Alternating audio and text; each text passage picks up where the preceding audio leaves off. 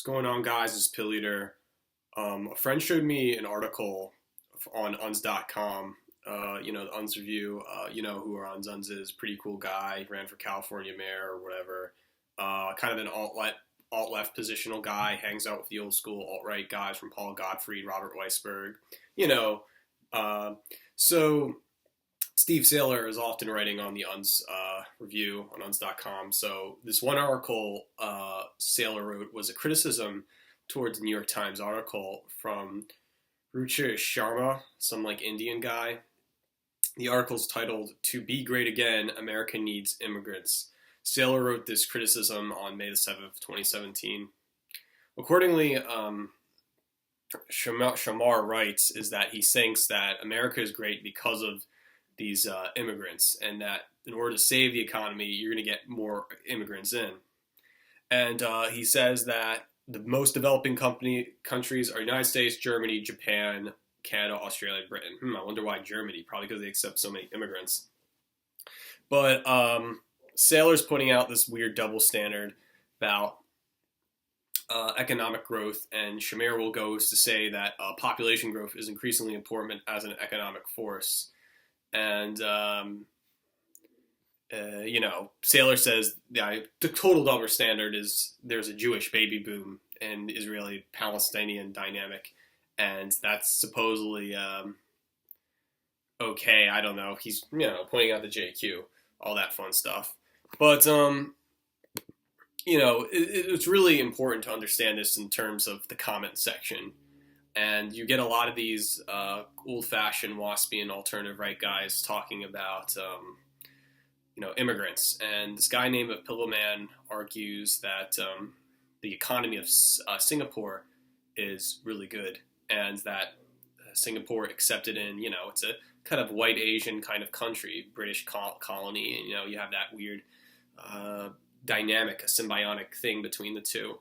And he's just saying that in his comments. And then you have another guy named Daniel Chin, or whatever.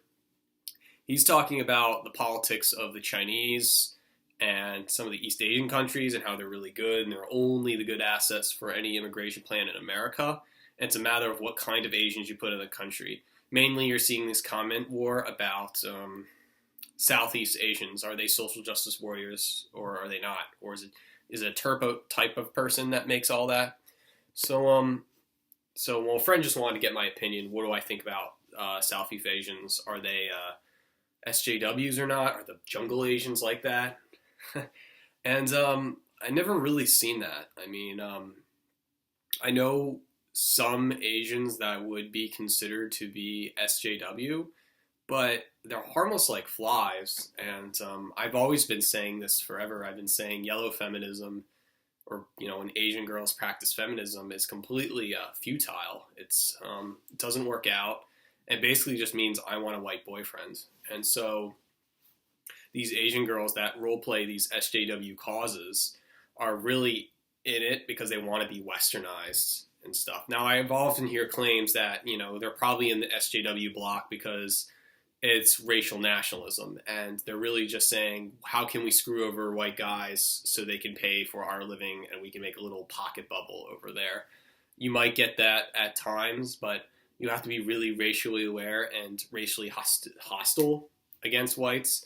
But I just don't see that in most Asians. And now for Southeast Asians, yeah, there could be Vietnamese that doesn't like Americans for some reason, or there could be a typical type of Asians that speak only in language and they don't want Americans, respecting their space. I get that. But the problem is most Asians, I see them as pretty much welcoming. They just want white people's stuff. If they're already in America, they are grateful for that. And so they think they live like kings.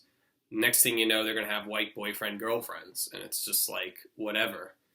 And I'm surprised that such comments would assume Southeast Asians are social justice warriors when most of the SJWs I know are just basically Chinese Americans, and it just becomes whatever. They're just trying to be white, And you have to. This really brings into question. I guess my one friend was talking about is about Asian Aryanism, and it seems like a lot of these guys on the Unz Review are talking about the Bell Curvian super race. I mean, let's be honest. Charles Murray has an Asian wife. Robert Weisberg has an Asian wife. You know, Weisberg writes for Unz Review. There's probably some more too that have Asian wives. They probably believe in a high IQ Eurasian elite.